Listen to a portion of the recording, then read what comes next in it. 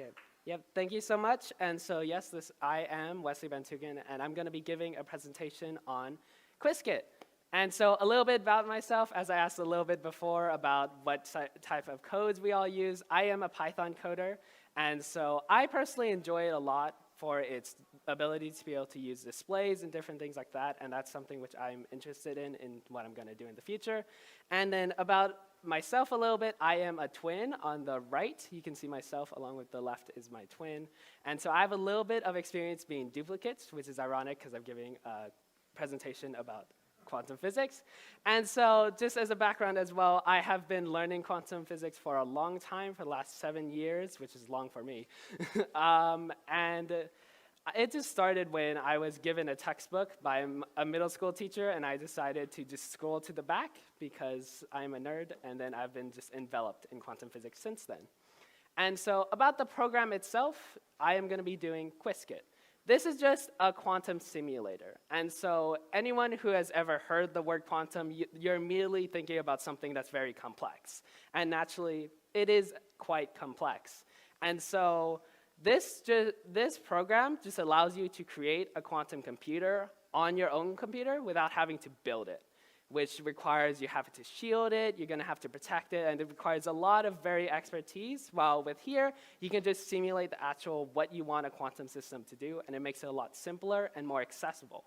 And that's the main thing about why I'm drawn to this program, as well as the fact that Qiskit provides resources. The website has a textbook which is able to allow and guide you through the whole program itself.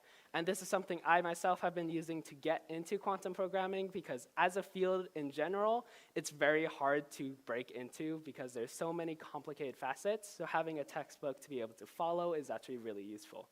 And so that's what I've been using in general. And so today I'll be just telling you guys about why are we using quantum computers in the first place, what's the point of them, and then I'm going to give you guys some context to make sure we're all on the same level of understanding and going to introduce the program itself, and then afterwards I'll talk about some applications and a glimpse into the field itself and what are some things that might be holding us back. And so to start, the differences between classical and quantum computing. Classical is just like what you guys have in front of you, your laptops, your iPhones, that's going to be a classical computer. While a quantum computer, this is a little bit different. With classical computers, you guys are having wires that turn on and off. These are bits that are zeros and ones. By contrast, in quantum computers, we have qubits. These could be a 1 or a 0, but it could be a negative 1, could be a negative 1 over root 2, could be a 1 over the square root of 3.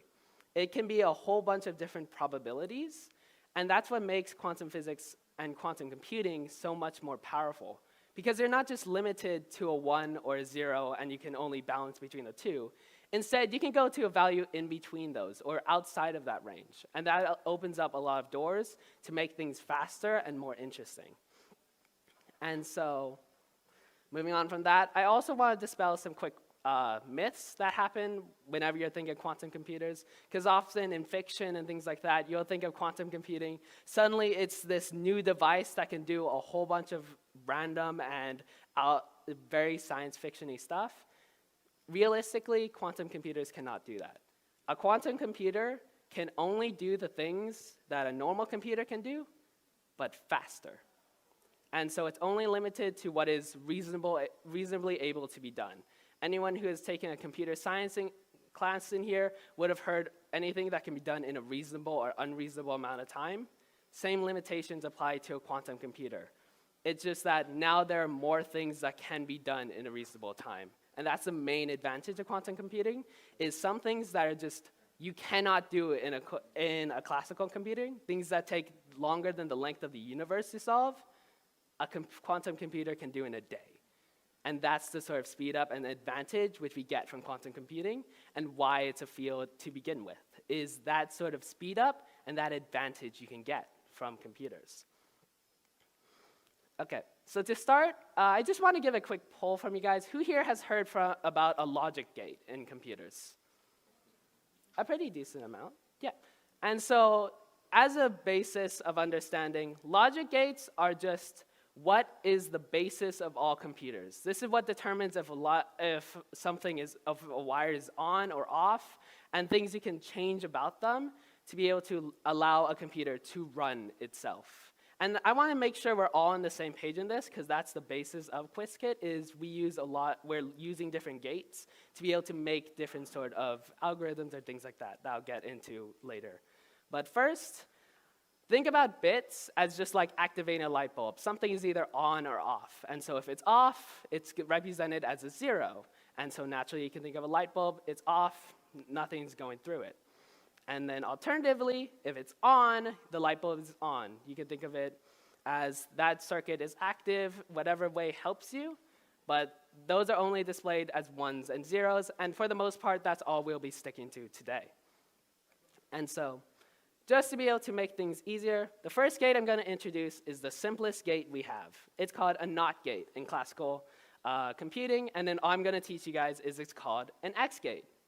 It does the exact same thing as you would think. It's not whatever is put in. And so, for example, if you are given a 0, what's the opposite of a 0? A 1, yes. And so, using a NOT gate, it's represented, I'm going to be showing today and throughout the presentation, it's represented as an X. It just shows that past this point, it's the opposite of whatever was put in. Make sense? Pretty straightforward? Great. Now we're going to get a little bit complicated. And so the next level, which I'm going to teach you guys, is what's called an XOR gate, or a CNOT gate. And this is where you have two inputs. The input, yes? What would be the opposite in the quantum model? The classic model would be either yes or no. Because it's not what, you know what I mean? Yeah.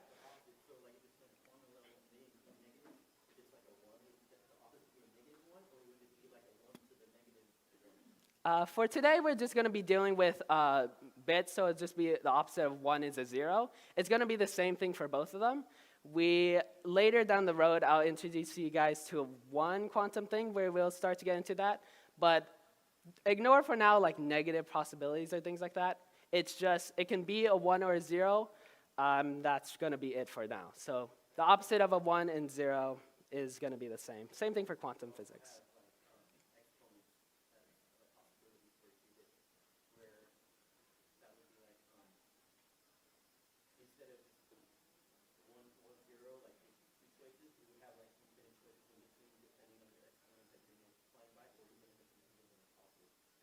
Yeah, we can get into that later.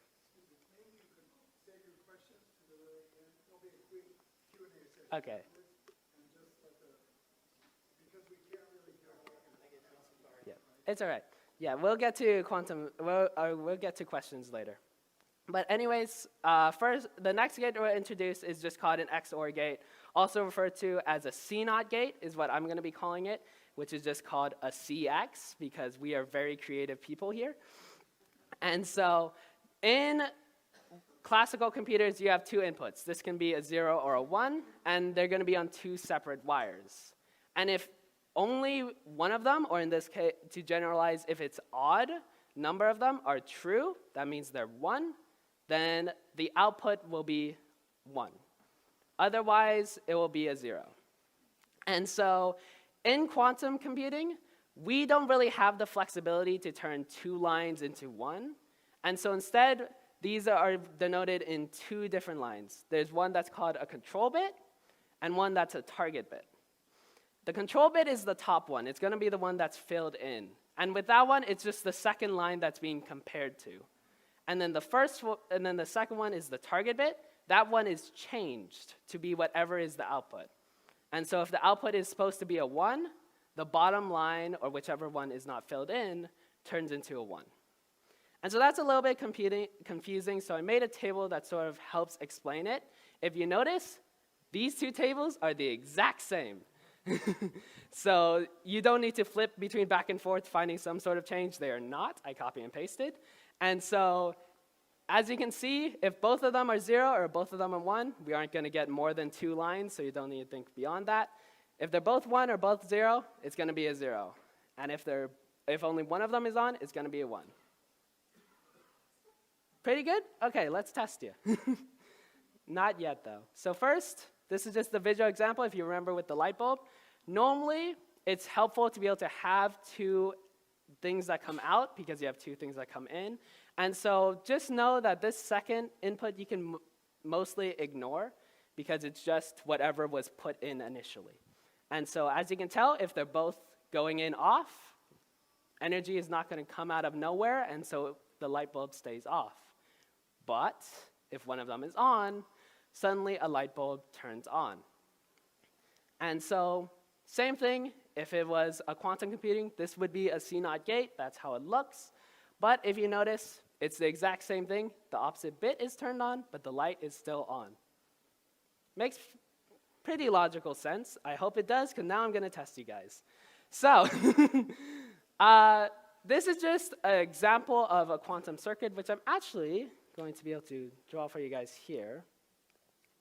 And so whenever you're using this system, for now, I am using what's called a Jupyter notebook, which is just splits up the code into different blocks.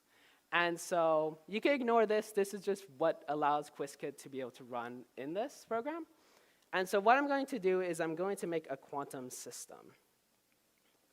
And so QC, because just like everyone else in the coding industry, I'm very creative with my names. QC is going to be a quantum circuit, and it's going to be 2 digits long. And so, whoa, there we go.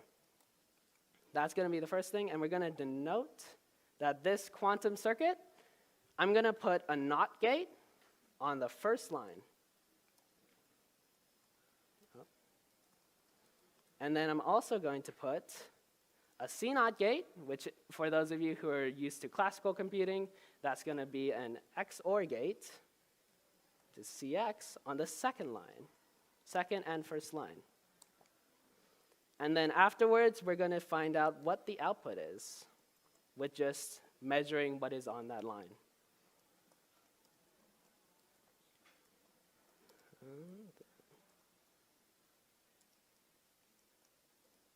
So naturally, if you guys look at this code, it might be a little bit confusing to be able to understand what exactly is going on. And that's one thing why I wanted to introduce you guys to what everything is shown as, because something you can do is you can draw out what the circuit looks like. And so if you run this, suddenly you can see what I actually just wrote down. And so now you can just work your way through this. And so as the test, anyone have any guesses what the output of this should be? And to start, everything that goes into a quantum system is a 0. So you have 2 zeros that go in initially. And do we have any guesses what could possibly come out of this? You have 4 options. Yes? 0, 0? That's a good guess. 1, 1? That is also a really good guess. And so I'm going to walk you guys through this to see, so you guys really understand it. So they both go in initially as a 0. But then the first one hits a NOT gate. And so now this top line is 1, and the bottom line is 0. And it enters a C0 gate. And then C0, if we remember, if there are 2 inputs and one of them is on, now the output is going to be on.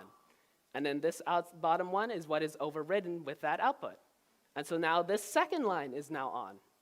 And this first line is unchanged because that was the target, or that was the control bit. And so if we measure this, the output will be 1, 1. And so whoever guessed that, good job. You're able to follow along.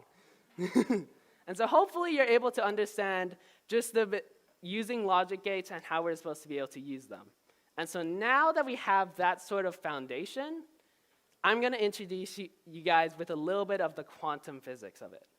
It's not going to be very complicated, but I really want to get you guys into what could be the power of this program.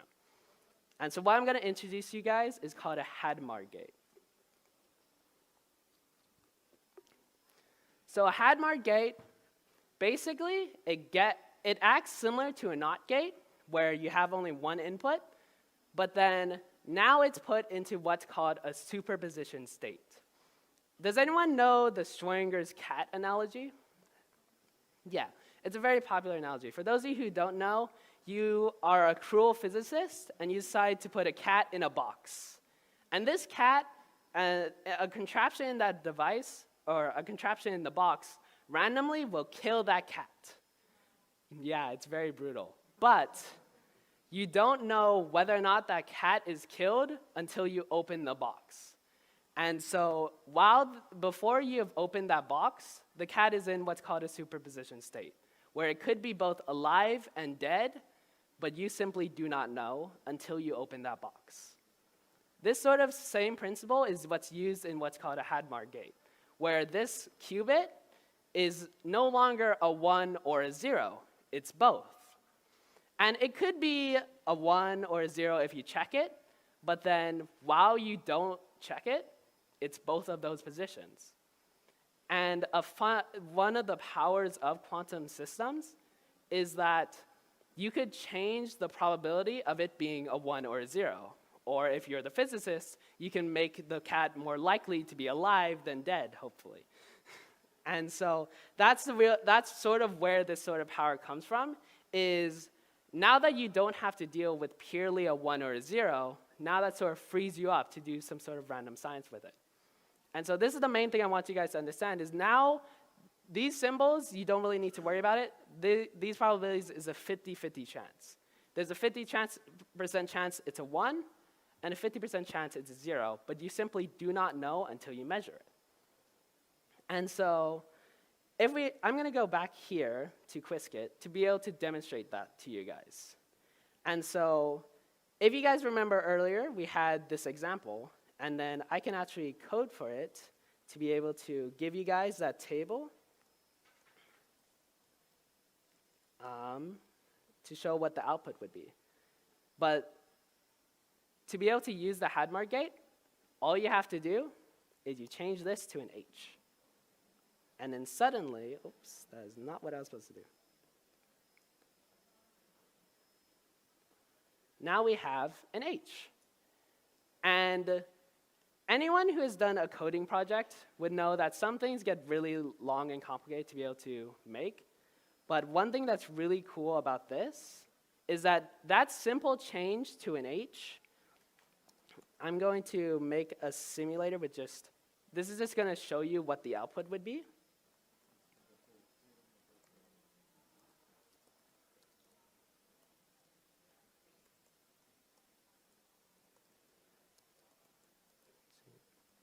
I cannot spell today, that's okay.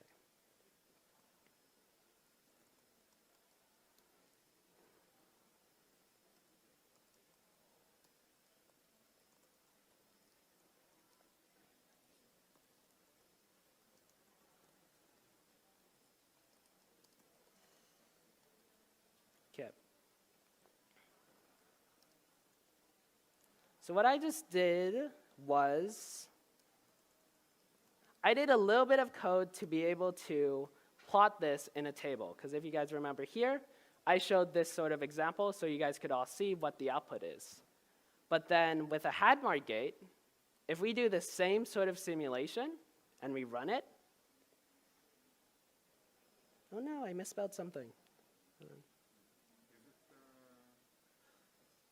Yeah, I did not spell back end correctly. That was it.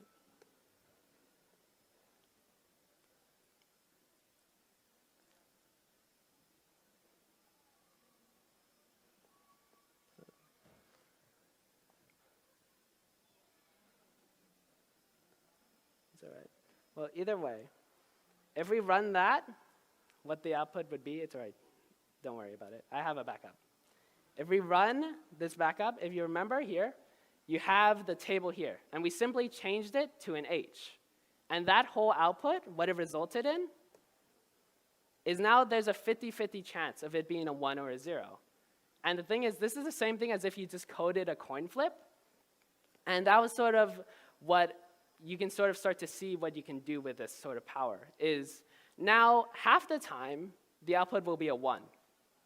But then the other half of the time, the output is actually 0, 0, because it's as if the NOT gate did nothing.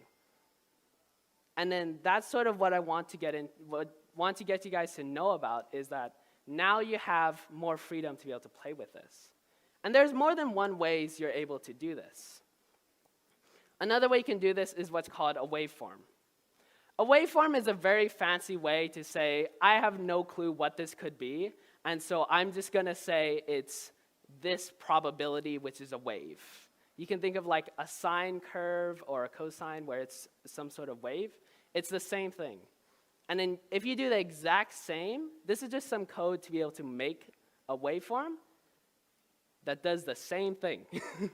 It gets a 50-50 chance. And the reason why I wanted you guys to really understand that you're splitting up a qubit is because if you do that to many qubits, you suddenly have a lot of power to do a lot of different things. What it's called is exponential speed up. It's because we can speed things up a lot quicker. One thing that is proposed that we could do is, for example, a function to be able to determine if it has one output or if one input has two outputs. Because for a normal computer to do that, you have to test every single output to be able to determine whether or not it's going to be a 1-to-1 or a 2-to-1 output. But then for a quantum simulator, that calculation, which takes a normal computer the life of the universe to find out, it takes 4 days for a quantum computer to run that and determine whether or not any function is a 1-to-1 or a 2-to-1. And this is then built upon to make a whole bunch of different things. For example, the encryption on your phones or things like that. This is all based on the idea that it takes a computer longer than the length of the universe to determine whether or not two really large numbers have a factor.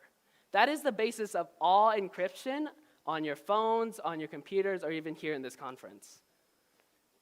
An algorithm which any quantum computer can run takes 4 hours to break that.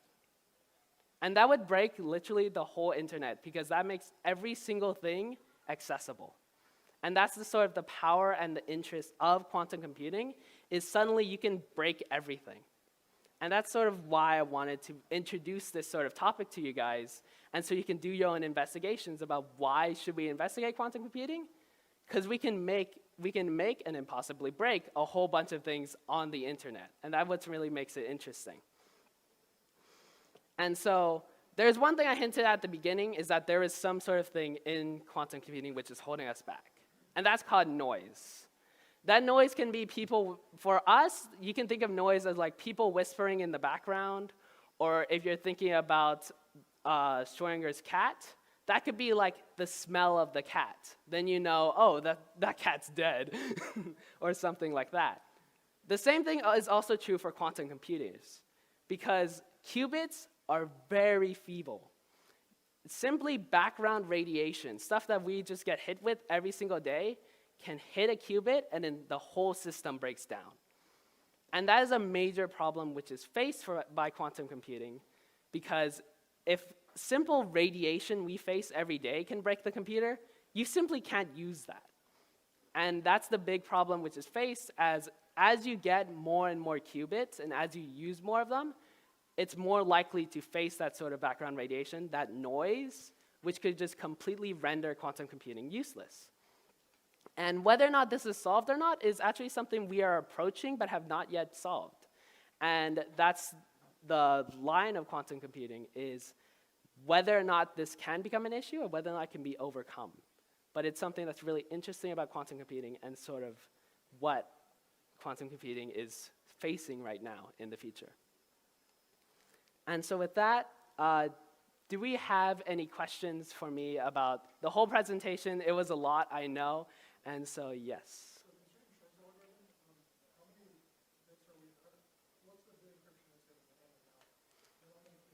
Wait, could you repeat that?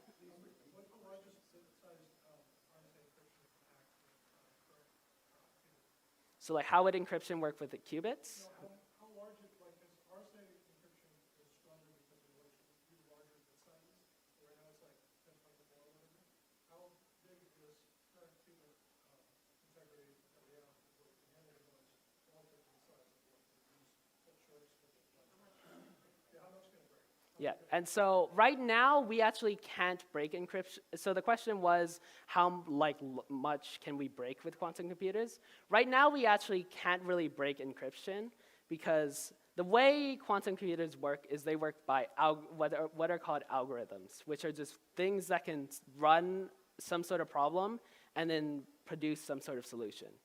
And we don't yet have the ability to actually break any encryption whatsoever.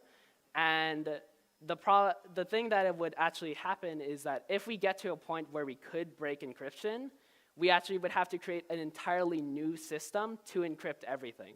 Because that would just mean we can add like double the amount of numbers to make it a far bigger number, but then the computer it's still the same type of problem. And so we'd actually have to make a completely new type of encryption.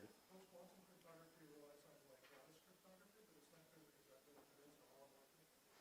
I haven't seen any talks about that. Yeah, with lattice cryptography, I don't really have the time to get into that right now.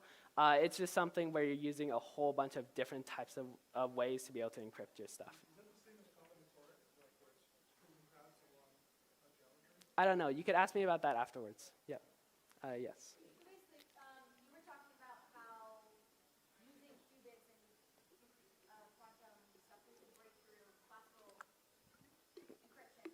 If they finally manage to stabilize quantum, would they then have to use quantum to create new encryptions? Yes. The problem with how would we have to deal with encryption with the classical and quantum computers is if we break it, we have to use a quantum solution. Otherwise, any quantum computer could break every classical encryption. Yes. I do not know. I believe. Oh yeah, would the slide kit be available to you guys? I believe it should be available on the Scale website possibly, but if not, you can also, the talks are all recorded and you can access those as well. Yeah, yes.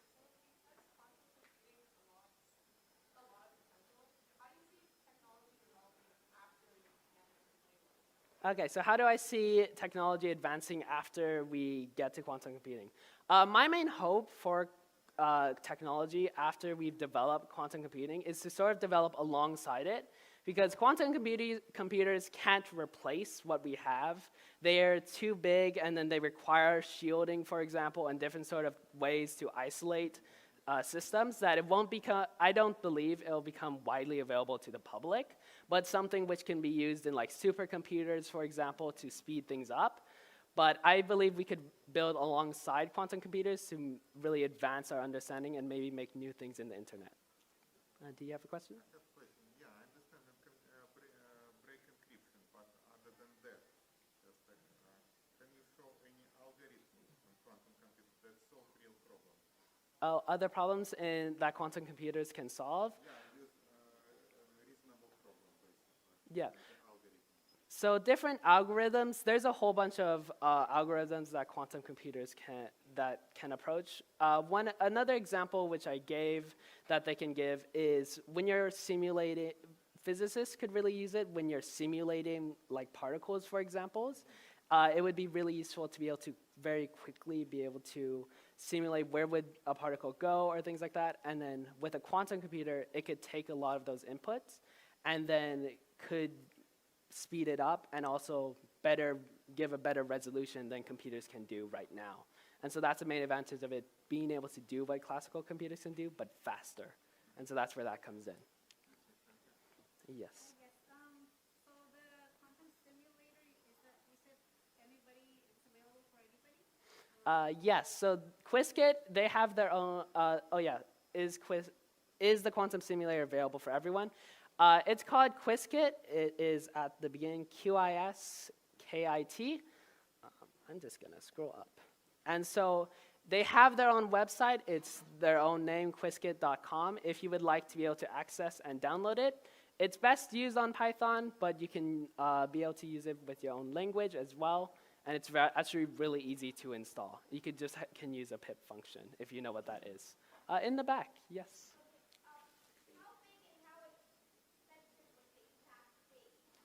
How big and how expensive of this? Do you mean quantum computers? quantum computers are right now very expensive. Google has one which is $1 billion, I'd like to say, but it could be up to 5 billion.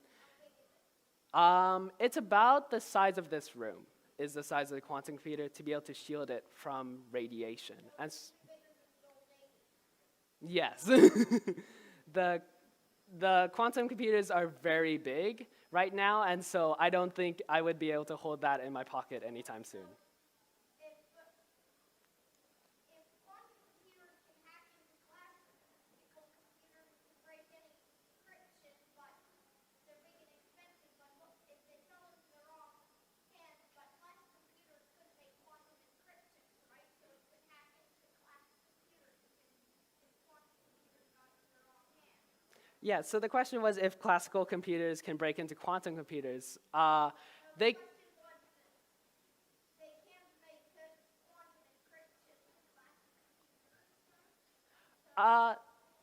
they can make, the question is whether or not they can make quantum encryption for classical computers. The way it would work, actually, is you would sort of have, the internet is going to be running off quantum computers, and so there would be a way to be able to shield it with quantum algorithms or ways like that. Because there's, right now the way encryption works is you scramble a message with a really big number. And so you do a similar thing, except instead of doing like a really big number, you would put in like quantum probabilities or things like that, where a classical computer that you want to know it could solve, but everyone else could not, if that sort of makes sense. You sort of like shield it in a quantum bubble, I would say, is you shield the message. So classical computers could protect themselves against the potential encryption of the encryptions on classical computers. Yes, classical computers would be able to be protected from quantum computers if we make the correct encryption. Yes.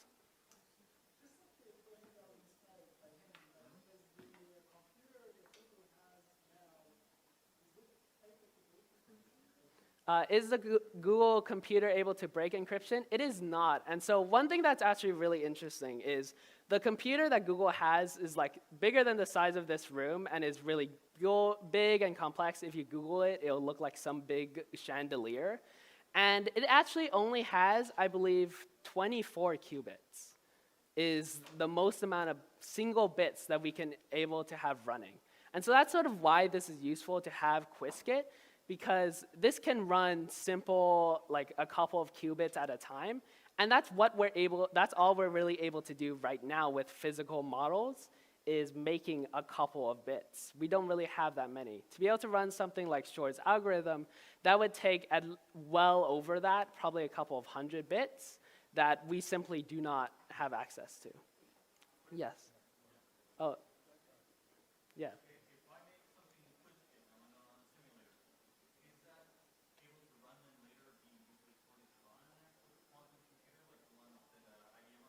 Yeah, so whether or not a simulator is able to be run later, that's actually a really good question.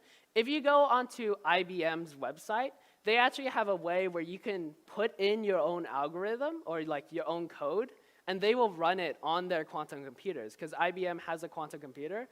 And so if you would like, you can test something on Qiskit and be like, oh, great, because this is actually made by IBM. And you can be like, this actually works, and send it to an actual quantum computer who they will run it and verify that what the Qiskit gives you is what is expected.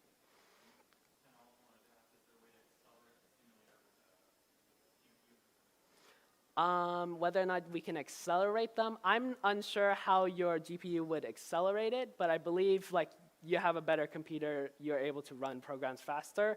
But if you're sending it off to a quantum computer, obviously you have no influence on it. Yeah.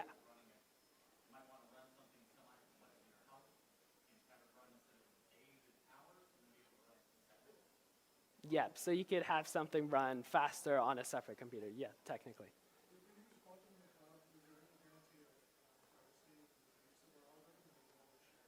So whether or not you have guarantee of privacy with the using a quantum computer on the cloud, generally I would think of the cloud as not very secure and not very private. And so even with right now, I wouldn't guarantee you being safe on the cloud if you were to send it up there. Yes.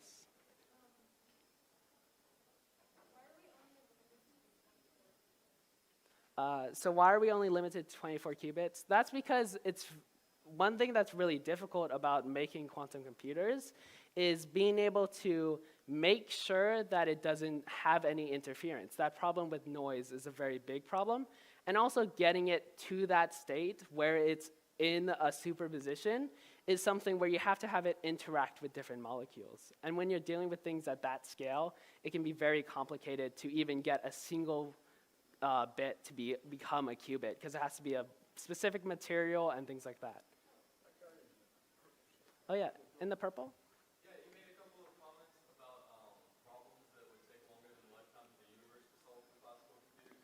Are you suggesting that quantum computers have the potential to solve Turing and leapfrog problems? Whether or not quantum computers can solve Turing problems, things like that, that's a really good question that I forgot to bring up, is that quantum computers can't solve things that are unsolvable for a classical computer. Because that's the main difference, is that there are things that can be solved in unreasonable amount of time. That is things like speed up, one-to-one functions like I named.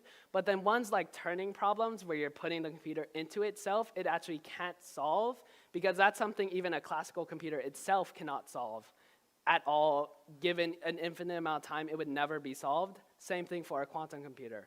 If you give it an infinite amount of time, it also still will not be able to solve that.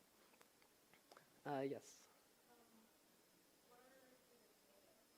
What are qubits made out of?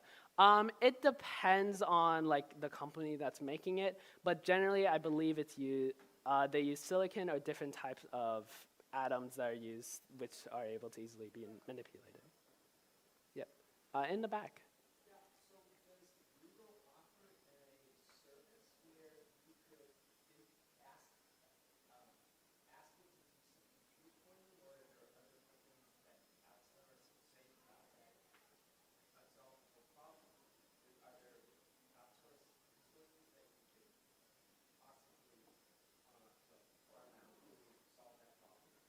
So if there's any resources that you can use to solve sort of quantum problems, the most that I know of is IBM, who publicly have access to be able to, if you go on to, I believe they have a certain site where you can put in a code and then they'll run it. I only know IBM has that. I'm unsure if Google has access to that or anything like that. So I would like to say no, but I honestly do not know if Google has access to it or gives open access to their quantum computer. I doubt it, though. In the back. Yeah.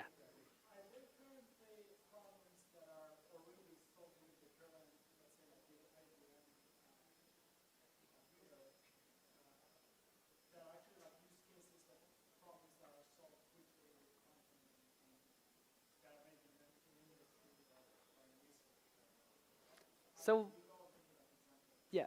So if there's anything that's already solved with quantum computers, right now quantum computers are still in the realm of classical computers, and so anything you solve with a quantum computer can be done with a classical computer. We haven't yet reached the stage where they're breaking that point.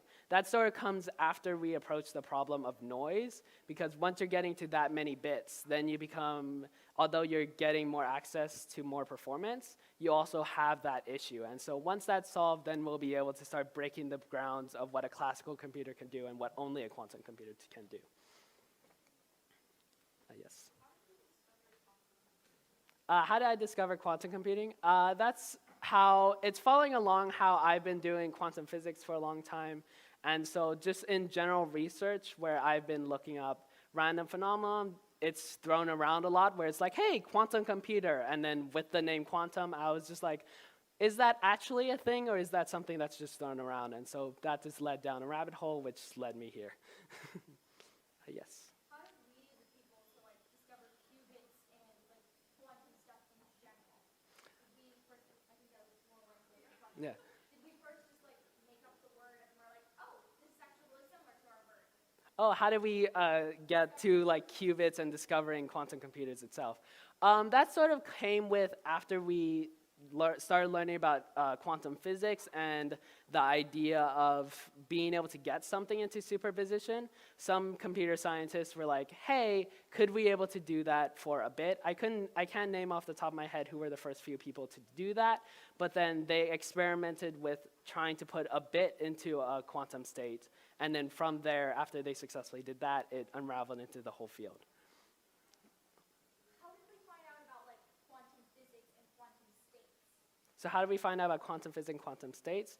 That started out with, the earliest I can bring you back to is when we were learning about physics and then we were just thinking about particles in general, back in before Einstein, or after Einstein's general relativity, there was an idea of how like radiation was through what's called a black body, which is just something that can emit radiation, is a way to think about it. But our predictions were wrong, and so after that was approached by different people, if you know, like Planck, Heisenberg, things like that, they approached that problem and were able to find out that it's not because, well, it is because physics was actually slightly wrong when you get to really small particles, and it's actually a whole different field, which is quantum physics, where particles have their own laws about whether or not how things can move and things like that. Any other questions?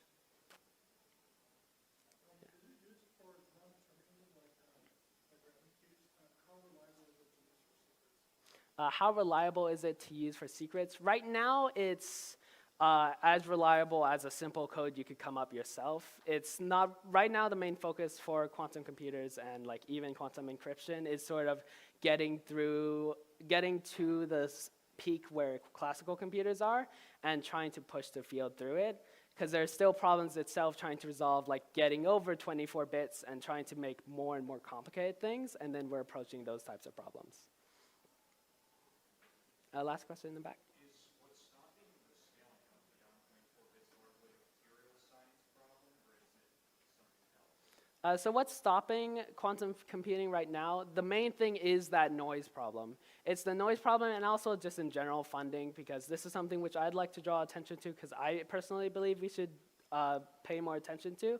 But there's a problem with, the main thing is trying to be able to keep that system isolated, to keep it from having background radiation from itself and things like that is a really hard problem to solve, and keeping many particles in that state is very difficult because that means nothing can interrupt them, and so if anything happens to them, they break out of their state, and that's something which is a really hard problem to solve. We have a minute for, I think, a couple more. Yeah. Do quantum computers have assembly language? Well, Assembly language that you have CPUs to convert code into machine code. oh, okay. So what is the like machine language? I'm unsure about that one off the top of my head because it depends on the company that's making it. Sometimes like Google has a different sort of language that they're going to be using for their quantum computers than IBM, for example. And so it depends on the company that's making the quantum computer. Yeah. How many companies or entities are actually having a quantum computer at this point? Uh, I think it was Elmo had like something quantum computing like was only 7 qubits, but it was also like housed in a tiny drop of acid. So yeah. I don't know how big they use to protect it from the other. Yeah, how many entities are making quantum computers? I'm unsure how many exactly. I know there's many of the big companies in computer science, such as, like as I've been mentioning, IBM and Google have their own, and those are the main frontiers of quantum computing. But I'm sure there's a bunch of smaller companies which are trying to break into that field, which do have their own mini quantum computers or trying to make even their own aspects of a quantum computer that can be put together. And so I'm sure there's a ton of them. Okay, thank you guys so much.